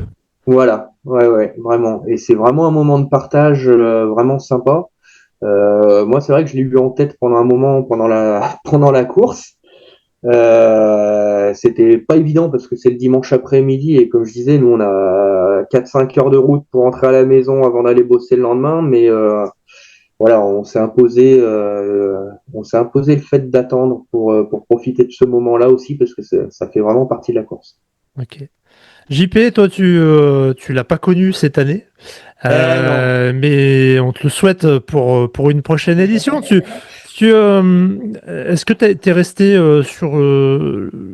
à l'arrivée des Non, collègues ou pas? non. Ah non, je souffrais assez comme ça pour. Non, je voulais pas me faire souffrir encore plus. Hein. Non, Ok. j'étais tellement dégoûté de pas avoir fini que je suis rentré chez moi pleurer tout seul dans mon coin. Hein. Ah oui. T'as pu faire le trajet sans pépin ou ça piquait quand même? Non, non, c'était plat automatiquement. Non, mais Enfin, je veux dire c'est-à-dire que le trajet. en van pour Ah redescendre oui, parce que oui, t'avais non, encore tout le bah, oui, trajet. oui, oui, oui. Bon, après, voilà, qu'il fallait. C'était au niveau de l'accélérateur, il fallait que j'accélère. Je bougeais le pied, c'était. Voilà, je l'articulais plus comme ça. Enfin, presque, j'enfonçais le talon pour accélérer, ou voilà, carrément. Ok, Ouais. ok. Côté italien avec Seb, t'es un habitué de cette ligne d'arrivée. C'est même finalement là-bas que tout le monde t'attend, quoi. On t'imagine J'ai pas, la pression pour arriver maintenant, ouais. ouais, on t'imagine pas ailleurs, quoi. Ouais, non, mais tu sais, c'est un peu la même chose qu'à la PTL et je pense dans toutes les courses. Hein, t'arrives jamais seul en fait. De toute façon, t'es arrivé avec les gars avec qui t'as couru les 3-4 derniers jours, voire toute la course pour la PTL évidemment puisque c'est en équipe, mais là sur le Thor, j'étais avec Loïc, avec qui on s'était pas lâché pendant 3-4 jours. C'est toujours super agréable de pas finir tout seul et puis d'avoir réussi quelque chose à plusieurs quoi. Et alors il y a aussi, c'est pas la remise de la cloche, mais les low finishers et les t-shirts, ils sont remis le lendemain. Ok. Donc il y a une cérémonie dans le jardin, je me rappelle plus comment il s'appelle, mais Delange, je crois. ah ouais, comme la place Non, de non, non, départ. c'est pas le jardin de Delange, c'est Ça, c'est le départ, ouais. Parco Bolino, je crois. Ah oui, le parc Bolino, exactement, Ouais. t'as raison. Voilà, et donc c'est le lendemain, donc tout le monde a pu dormir un peu. Alors là, pour le coup, tout le monde a pu dormir, puisque de toute façon, les arrivées doivent se faire le samedi avant, je sais plus, 16-18 heures, quelque chose comme Ouais, ça. ouais. Et c'est le lendemain 10 heures, donc tout le monde est... Vous avez eu un beau lot finisher cette année. Hein. Ouais, on a eu un super sac à dos, ouais. Non, le sac à dos, il est top, hein. Ah ouais, il était bien cette année. Ouais. Alors là, on l'a pas eu l'année dernière, ils avaient fait light. Je me rappelle plus, ouais. Si, on a eu un C'est sac à bien. dos, il est plus petit, non? Non, l'année Ah non, dernière, là, que le J'en ai t-shirt. 3, les sacs à dos, bah, vous avez pas eu de chance, vous, alors. Ouais, non, mais cette année, ils ont pris les remarques en considération et ils se sont améliorés. D'accord. Mais ouais, c'est super sympa et bon, je partage le fait avec Mathieu que ça fait partie de la course, c'est-à-dire que tu retrouves tous les gens que tu as croisés pendant la course et avec lesquels t'es pas forcément resté, donc que ce soit parce que tu les as croisés en début puis on n'a pas eu le même rythme ou des gens qui ont abandonné aussi qui viennent quand même à la cérémonie et c'est super sympa de revoir tout le monde et de pouvoir discuter de comment ça s'est passé. Voilà, je pense que c'est un des moments les plus sympathiques de la course. Ok. Au final, qu'est-ce que tu retiens de cette édition et quel serait ton conseil pour quelqu'un qui aurait envie de tenter l'expérience, l'aventure Torque 450? Alors, ce que je retiens de cette édition, bah, qu'on a eu du bol côté météo, hein, quand même. C'était bonheur de ce côté-là. Pas eu trop de neige, juste la première nuit, et puis tout le reste du temps, on a eu beau temps, donc c'est pas toujours comme ça. Sur les 6, ça n'a pas toujours été comme ça. L'année dernière, on a eu un peu plus frais, on va dire. Hein. Un peu, hein. Un petit peu de vent aussi, Ouais. il me semble, 2-3 jours là, ouais. Voilà, donc après les conseils, venez préparer. Non, mais regardez, on parlait tout à l'heure des vidéos, tout ça. Maintenant, il y a plein de comptes rendus de courses, il y a plein de vidéos et tout ça. Donc, on vous le redira 52 fois. C'est pas du tout un Tour des Géants avec 100 bornes de plus. C'est Oui. beaucoup plus compliqué. Ouais. C'est bien ce Au que niveau tu dis. altitude, un petit peu, mais c'est pas le pire. Au niveau technicité, à fond. Et au niveau densité de la course et barrière horaire, c'est pas la même, quoi. Donc là, moi maintenant, je le sais par cœur, mais c'est vrai que la première édition, on s'est fait cueillir avec tous ceux qui étaient autour de moi, à tous être dans le même bateau, à jamais avoir regardé une barrière horaire parce que il y a de la marge. Puis là, bah non, il n'y a plus de marche, quoi. C'est pas la même chose. Il faut pas se laisser bercer, notamment par les 100 premiers kilomètres, qui pour le coup ressemblent au Tour des Géants, sont pas, alors à part Planaval qui est juste derrière là. Hein. Mais disons qu'à ce moment-là, on avance encore à la même vitesse que le Tour des Géants, on a quand même encore l'idée que ça va passer facile. Ouais, puis après on se prend 2-3 autres cols dans la fricola, et puis on comprend ce que c'est, quoi. Ouais. Voilà, ceux qui savent, ils rigolent. Ouais. Fricola, il y a du caillou. JP, toi, qu'est-ce que tu retiens de cette édition et quel conseil tu donnerais à un Virgin sur la Souspix 700? Alors j'écoute. De réfléchir avant de signer, de cliquer. Voilà, il faut vraiment réfléchir. Non, moi je retiens que du bonheur, que du plaisir, mais voilà, quoi, ça c'est toujours moi, hein, c'est que moi. Et non. Il faut profiter, il faut tenter, tenter sans vouloir. Ah, il faut être sûr de son coup quand même, hein. Il faut pas être un perdant de l'année quand même pour y aller, hein, sur la Souspix. Mais bon, qui tente rien n'a rien. Sur un malentendu, ça peut passer, hein. Voilà, c'est ça. Sur un malentendu, ça peut passer. Ok. Mathieu, toi, tu retiens quoi? Qu'est-ce qui t'a marqué sur cette PTL? Et quel conseil tu pourrais donner à une équipe, à des personnes qui aimeraient la faire? Ce que je retiens, moi, c'est qu'on a eu quand même pas mal de chance niveau météo. Ouais. On a eu pas mal d'alertes météo, de prévision d'orage. Apparemment, l'UTMB, ils ont quand même pas mal morflé là-dessus. Oui. Nous, de notre côté, au final, toutes ces alertes, on les a pas trop subies parce qu'on a eu un peu de pluie. On a eu, sur une semaine, on a eu quoi, 4 heures de pluie peut-être? Bah, c'était concentré sur 4 heures, 4 heures de pluie sur un jeudi matin. Et il y a eu une heure particulièrement qui a été... oui, non, il y a eu 5 minutes qu'on suffit pour nous détremper comme il faut, mais sinon, 4 heures où il a fait une petite pluie, mais qui est pas gênante. Et du coup, ces alertes météo, elles ont quand même grandement modifié le parcours. Est-ce que ça nous a sauvés, moi, parce que voilà, j'avais vraiment peur de perdre du temps sur les parties très techniques. Je sais pas, on saura jamais, hein, mais du coup, ça s'est fait. Un conseil, c'est allez-y bien accompagné surtout. Choisissez bien vos partenaires, parce que moi, j'ai pu bénéficier quand même beaucoup de l'expérience de Seb, hein, qui a été notre guide un peu sur toute la semaine, et c'est hyper important, hyper facilitant. De la bonne humeur de Mick, c'est important aussi, hein, qui est toujours là pour rebooster et pour détendre un peu l'atmosphère.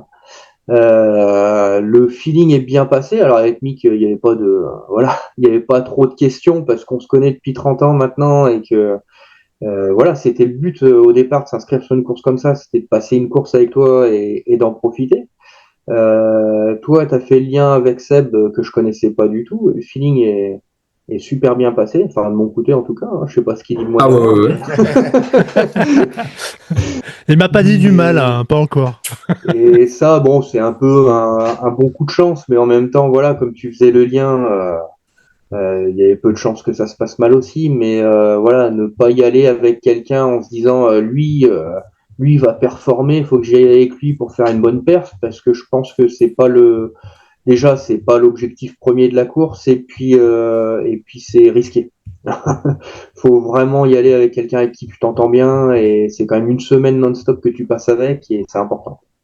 Quel regard tes collègues du club portent maintenant sur toi? Le même qu'avant, et ils me disent que je suis un grand cinglé, et que je suis assez souvent celui qui balance des idées à la con, de manière assez inconsciente. Alors des fois, il y a du monde pour me remettre un petit peu les idées en place en me disant non mais là n'importe quoi.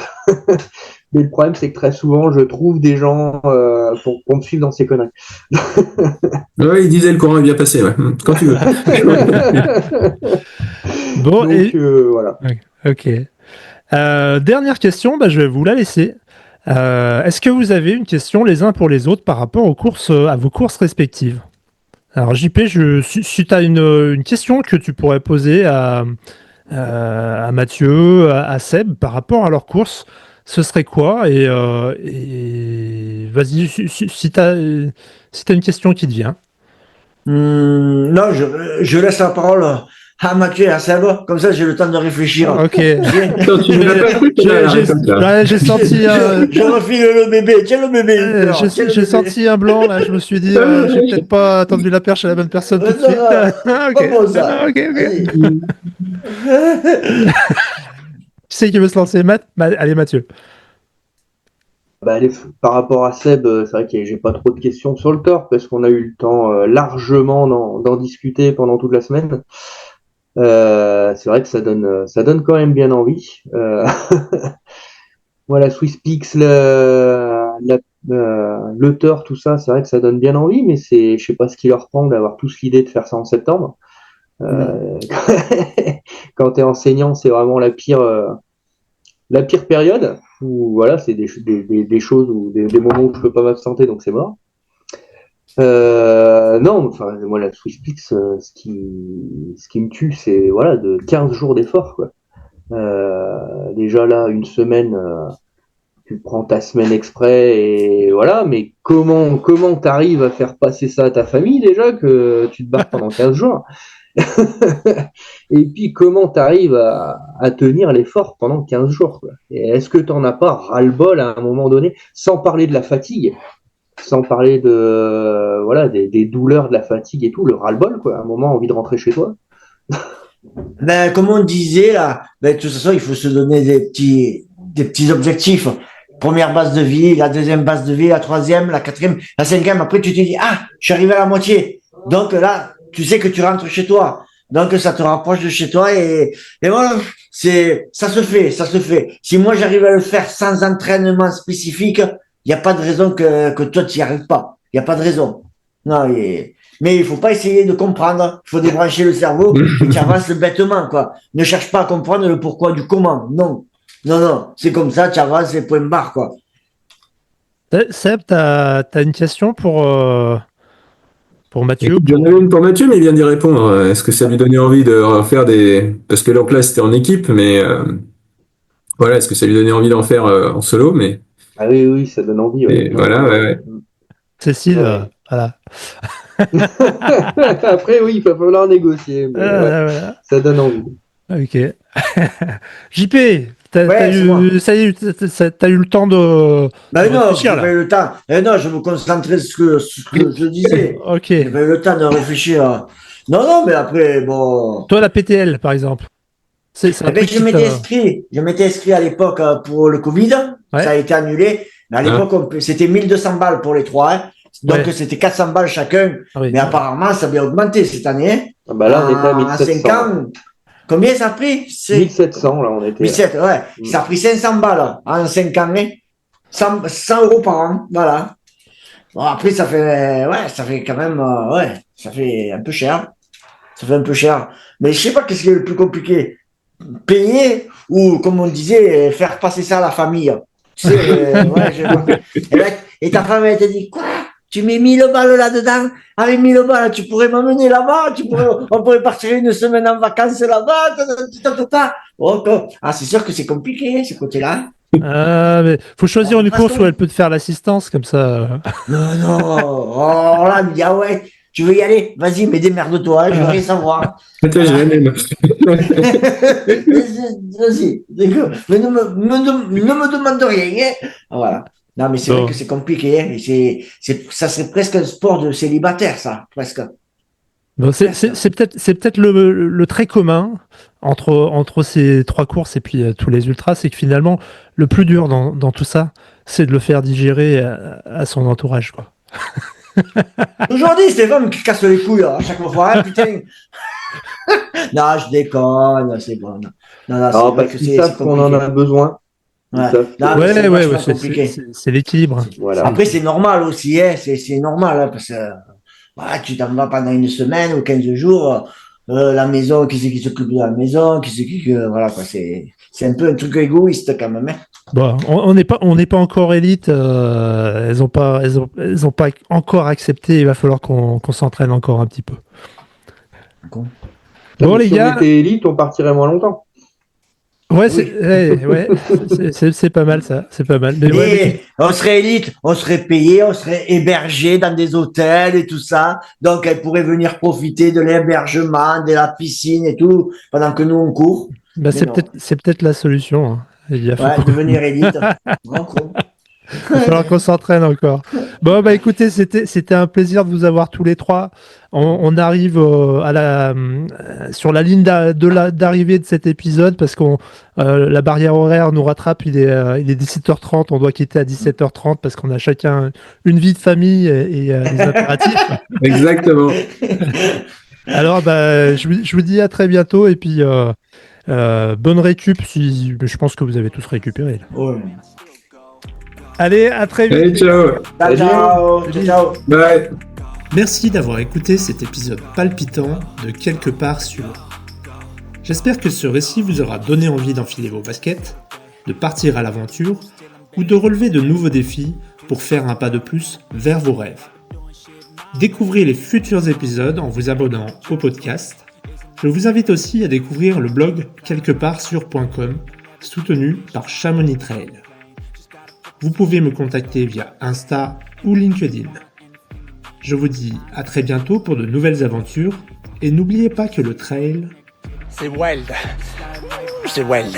Even when you feel low, you can still go. Even when you feel slow, you can still go. Even when there's no hope, you can still go. I never answer to no, man, I still go.